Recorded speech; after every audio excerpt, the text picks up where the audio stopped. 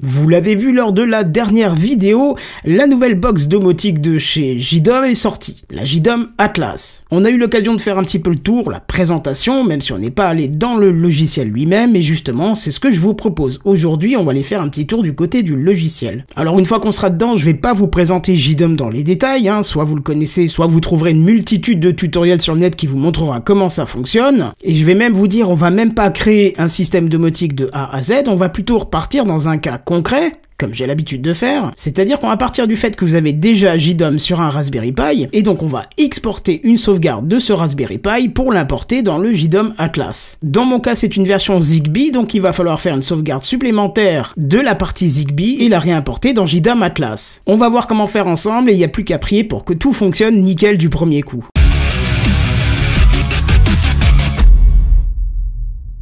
Mais avant tout ça, ce qu'il faudra faire, c'est brancher la JDOM Atlas. Alors attention, pour ça, je vous ai tourné un tuto très détaillé. Vous allez voir, c'est très complexe. Je vous laisse regarder. On commence par brancher le fil Ethernet, et on met l'alimentation, et c'est fini. Voilà, bien sûr, je vous trollais quand je vous disais que c'était compliqué. Évidemment, JDOM Atlas a été conçu pour que ça soit simple. À part l'Ethernet et l'alimentation, il n'y a rien à faire. C'est fonctionnel immédiatement au bout de quelques secondes. Maintenant, c'est bien beau, on a notre JDOM Atlas sur le réseau, mais où sur le réseau? Quelle IP la JDOM Atlas a pris? Et bien pour ça, je vais vous proposer deux solutions pour trouver son IP. Je vous le dis tout de suite, je vais vous montrer la première solution qui n'a pas marché chez moi, et c'est pour ça que ça m'a poussé à vouloir vous proposer une deuxième solution. Alors, la première solution, normalement, ça devrait marcher chez vous. Moi, j'ai une configuration réseau un peu plus complexe, c'est peut-être la raison pour laquelle ça n'a pas fonctionné directement. Et la première solution, c'est de passer par le guide qui est fourni par JDOM directement. Et pour ça, on se retrouve directement sur le PC. Donc pour faire correctement les choses, on va aller directement sur start.jdom.com. Là, on nous demande quel pack on possède, donc on va aller au guide de la JDOM Atlas. Alors c'est bien, on nous précise au cas où on n'a pas encore branché ce qu'il faut pour la faire tourner. Nous, on va mettre suivant puisqu'on a déjà fait cette opération. Comme vous voyez, on nous dit aussi de retirer le film de protection, de mettre l'Ethernet, de mettre l'antenne, de la brancher. Bon, ça, on l'a vu. Là, c'est une étape que vous aurez besoin de faire, mais que malheureusement, je ne vais pas pouvoir vous montrer puisque c'est déjà fait. C'est d'aller enregistrer votre service pack. Donc je vous laisse faire la procédure. Moi, comme je vous l'ai dit, c'est déjà fait, donc on peut aller sur suivant. Voilà, et donc c'est à l'étape là que chez moi que ça fonctionne pas. On vous demande d'aller sur jdomatlas.local ou d'aller éventuellement sur le market, ce qu'on va faire immédiatement. Et ici, dans Box sur mon réseau, on devrait voir apparaître la JDOM Atlas. Alors ici, ce n'est pas le cas, mais chez vous, espérons que ça apparaît. Donc moi, on voit mon Raspberry Pi qui est ici, et c'est celui dont on va récupérer la sauvegarde tout à l'heure. Alors si vous êtes dans la même situation que moi et que ça ne fonctionne pas, c'est pas grave, on va quand même pouvoir retrouver la box. Alors pour ça justement, on va aller dans une autre box, celle de votre opérateur internet. Alors dans mon cas, je suis chez Free, donc je ne vais pas pouvoir vous montrer pour SFR, Orange, Bouygues ou je ne sais quoi encore. Mais en tout cas, je vais pouvoir vous montrer à partir de la Freebox et je pense que c'est sensiblement similaire chez les autres opérateurs. Alors pour ça, il faut aller sur son routeur internet, donc ici c'est ma Freebox, et ici on va aller dans périphérique réseau. Et dans périphérique réseau, vous pouvez voir tout ce qui est connecté à votre réseau, et ici, en plein milieu, se cache la JDOM Atlas. Et là, ce que je vais faire, je vais double-cliquer dessus, je vais aller sur l'onglet connectivité, et je vois son IP qui s'affiche ici. Et donc à partir de là, c'est tout simple, j'ouvre une nouvelle page de navigateur, et je tape son IP, et on va tomber directement sur la JDOM Atlas. Vous pouvez le voir on peut pas le rater, puisque l'icône c'est Atlas JDOM, enfin JDOM Atlas, et voilà. Donc là, c'est l'identifiant de première connexion. Alors, là, il n'y a rien de secret, c'est donné dans la doc, la première connexion, c'est admin. On vous demande de changer tout de suite votre mot de passe. Alors moi, pour le but de présentation de la vidéo, je vais rentrer 2 fois test. C'est étonnant qu'ils me disent pas d'ailleurs que c'est pas sécurisé, mais bon, à vous de mettre un mot de passe très sécurisé. N'oubliez pas que selon le service pack que vous avez, ou même selon la configuration que vous allez faire de votre JDOM, vous allez pouvoir exposer JDOM à l'extérieur, c'est-à-dire y accéder à distance. Donc je vous conseille très très fortement de mettre un mot de passe très complexe. On ne laisse pas un appareil connecté vers l'extérieur sans mot de passe complexe. Et ne vous dites pas, personne ne voudrait me pirater, il n'y a aucune valeur chez moi, ou ainsi de suite. Les robots qui vous attaquent et qui se servent de vos machines à l'intérieur une fois rentrés, n'en ont rien à faire de qui vous êtes ou de l'importance que vous avez. La moindre entrée peut suffire pour se faire infecter son réseau et attaquer l'extérieur après. Et c'est là où vous êtes pénalement responsable. Donc je vous le redis une dernière fois, ne lésinez pas sur les mots de passe. Mettez des mots de passe très complexes. Voilà pour le petit micro quart d'heure un peu sérieux. Donc je vais rentrer mes identifiants et j'ai déjà d'ailleurs préparer le mot de passe. On va se connecter au JDOM Market. On voit que ça passe. Initialisation de JDOM Atlas. Donc là, je découvre avec vous. Hein. Veuillez patienter. Cela peut prendre au maximum 10 minutes. Oh ben dire, ça c'est pas top pour la vidéo. Voilà, grâce à la magie du montage, on a pu aller un petit peu plus vite et on va suivre un petit peu ce qui nous est donné dans ce tutoriel, ou plutôt dans ce guide qui va vous aider à configurer votre Atlas en quelques étapes. Alors, les pièces, ah bah oui, mais justement, nous, on veut pas tout ça, peu importe, puisqu'on va récupérer une sauvegarde. Donc le service pack, ça on l'a vu, enfin, vous allez regarder ça de votre côté, puisque moi, il est déjà dedans.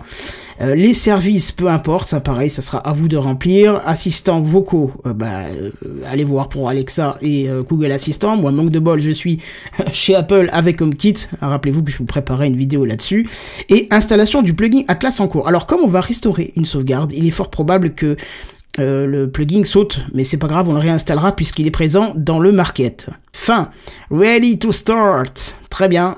Et on se retrouve devant notre Ah, ok, mais relance l'installation. Oui, mais parce qu'en fait, je lui ai rien mis dedans. On se retrouve devant un JDOM complètement vierge. Vous voyez, il n'y a strictement rien. Si on peut juste voir la présence de deux plugins, c'est-à-dire Atlas. On va aller voir un petit peu ce qui se passe dedans. Ah, en fait, ça nous active le Wi-Fi, ok, avec les petites commandes. Ah, d'accord, on peut carrément changer les paramètres directement dedans, ça c'était très intéressant. Visible Wi-Fi aucun. Alors, il faudrait qu'on crée, quelque chose pour voir, mais peu importe, nous, on va récupérer notre sauvegarde. Et J-Easy. Alors, ça, je ne connais pas du tout. Ah, bah, c'est le petit wizard qu'on a vu tout à l'heure, le petit guide. Pour récupérer la sauvegarde, déjà, il va falloir en faire une de celle de notre Raspberry Pi. Donc, ce qu'on va faire, c'est qu'on va aller sur notre Raspberry Pi. Voilà, ça c'est mon Raspberry Pi déjà en fonction qui fait tourner JDOM. Et d'ailleurs, comme vous pouvez voir, c'est ce qui s'affiche normalement sur ma tablette de contrôle. Et d'ailleurs, si vous voulez une petite vidéo pour avoir ce type d'affichage qui est, je trouve, plutôt sympathique et efficace, sans quasi aucune connexion en HTML, en HTML ou quoi que ce soit, n'hésitez pas à me dire, je ferai un petit truc dessus, puisque en fait c'est dans la section design qu'on bricole tout ça. Hein. Donc pour récupérer une sauvegarde, on va aller dans Réglages, Système, Sauvegarde. Normalement, si vous avez bien fait votre travail et si vous avez fait attention à votre système, vous devriez déjà avoir toute cette partie ici, mais si vous ne l'avez pas fait, vous ne l'avez pas, et vous pouvez lancer une sauvegarde. Ce qu'on va faire, puisqu'on va faire une maintenant, tout de suite. On lance la sauvegarde et c'est parti.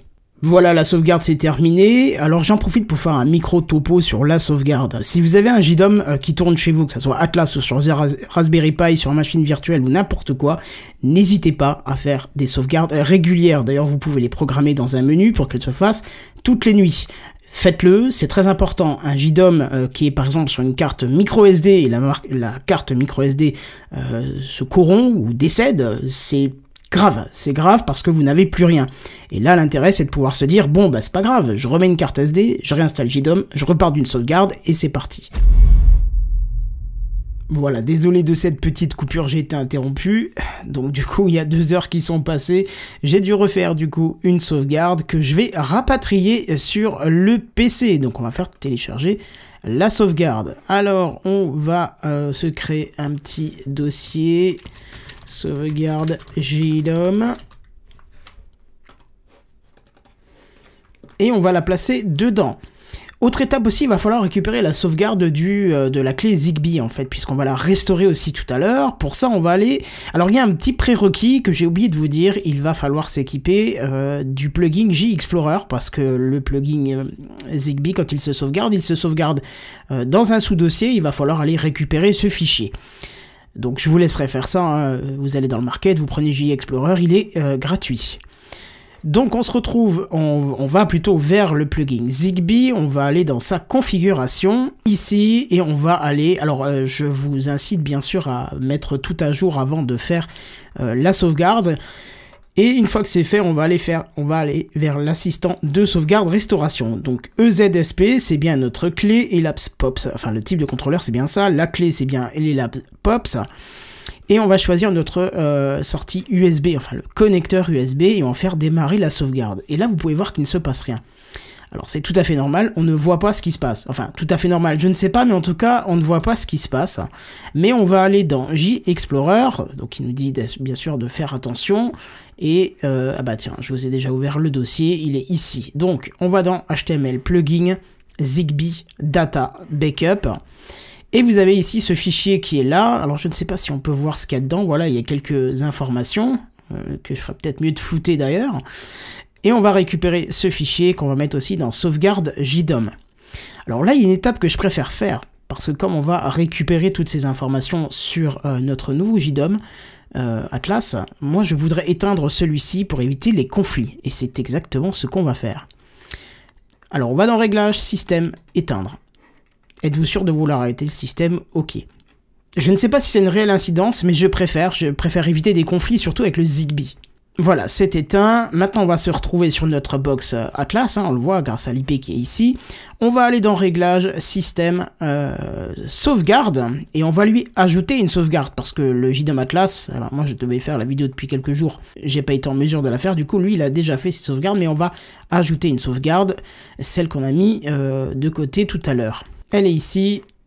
Et on l'envoie sur le JDOM. Et donc on peut voir effectivement, c'est bien celle de tout à l'heure, celle que j'ai refaite suite à l'interruption que j'ai dû faire. Et on va restaurer cette sauvegarde. Tout simplement, êtes-vous sûr, nanana, une fois lancée l'opération, hein, et on met OK. Voilà, la sauvegarde est terminée, il n'y a plus qu'à rebasculer sur l'accueil pour qu'il recharge tout, et effectivement on peut voir qu'il a rechargé mon tableau. Et par mesure de sécurité, histoire que tout se charge correctement, on va redémarrer le système. Donc réglage, système, ah bah non, de toute façon les dépendances sont en train d'être installées, donc on va attendre que les dépendances des plugins s'installent. Donc après avoir attendu quelques minutes, on peut déjà voir que les plugins apparaissent. Alors toutes les dépendances ne sont pas encore réinstallées, ça va mettre quelques minutes. Nous, ce qu'on va essayer de faire, c'est qu'on va forcer l'installation de la dépendance Zigbee, parce qu'on en a besoin ici dans la vidéo et vous montrer comment restaurer. Donc une fois que je suis dans la configuration, on peut voir que la dernière installation c'est 18h19. Aujourd'hui, oui, parce que j'ai préféré faire une relance avant de faire une relance des dépendances avant de faire la sauvegarde Zigbee, parce que j'ai fait juste pendant ma coupure vidéo à la fin avant de reprendre la vidéo. Et là on va le faire, on va le mettre puisque le statut est non OK, c'est-à-dire que c'est pas installé, donc on va l'installer manuellement. Ah, et c'est bien ce que je pensais, il nous dit là derrière, les dépendances d'un autre plugin sont déjà en cours, veuillez attendre qu'elles soient finies, BLEA, et BLEA c'est la partie Bluetooth. Donc malheureusement pour moi qui voulais accélérer les choses, il va falloir attendre, mais heureusement grâce à la magie du montage, vous n'aurez pas besoin d'attendre. Voilà, au bout d'une bonne vingtaine de minutes, j'ai pu enfin forcer l'installation des dépendances. Ça a pris 2-3 minutes et ça y est, c'est terminé. Du coup, ce qu'on va faire, c'est qu'on va restaurer la configuration que l'on avait précédemment sauvegardée.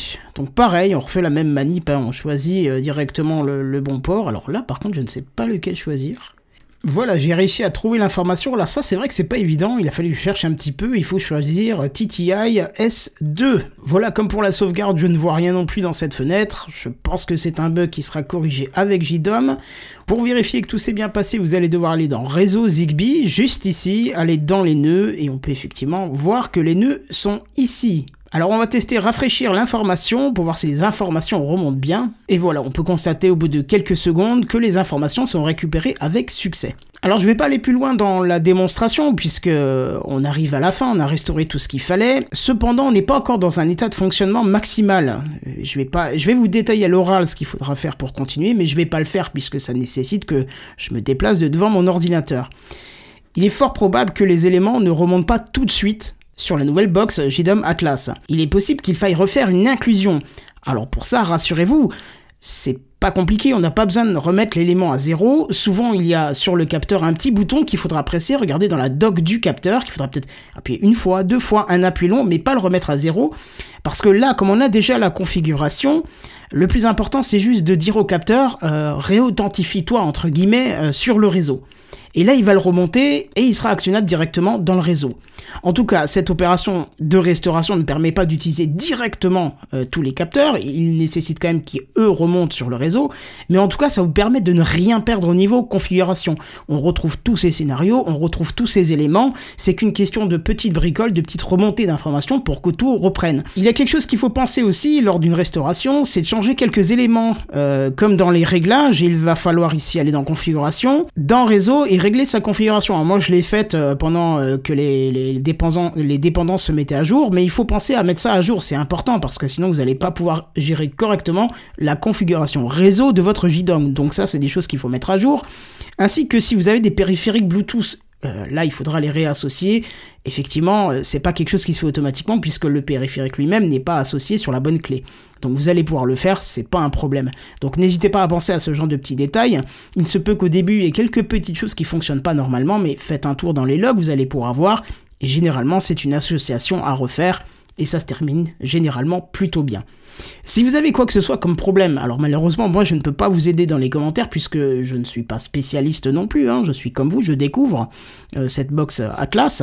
N'hésitez pas à aller faire un petit tour sur les commentaires sur les forums, hein, sur le forum officiel de JDOM, la communauté.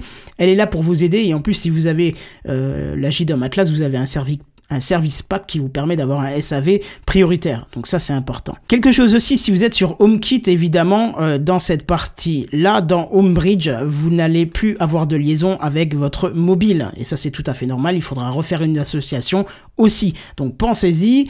Et ça me permet de vous demander, si vous voulez qu'on refasse une vidéo là-dessus, c'est intéressant parce qu'on peut voir aussi comment faire redescendre tous les périphériques dans HomeKit, donc dans Home de votre téléphone ou de votre tablette iOS. Voilà, c'est un petit peu long à faire puisqu'il faut effectivement que toutes les dépendances s'installent. Chez moi, ça a bien mis une demi-heure pour que tout s'installe correctement, mais au moins, l'avantage, c'est qu'on n'a pas besoin de tout refaire à la main grâce à cette restauration. J'espère que vous allez aussi pouvoir faire ça tranquillement chez vous à la maison. J'espère que ça vous a convaincu de passer sur la JDOM Atlas parce que c'est vraiment du super matos. On se revoit prochainement pour une nouvelle vidéo, n'hésitez pas à mettre un petit pouce en l'air si vous avez aimé, et un petit commentaire si vous avez quelque chose à dire. Sur ce, je vais vous laisser, je vais voir si tout est bien remonté et réappairer ce qui manque encore. Et sur ce, je vous dis à plus, bye bye.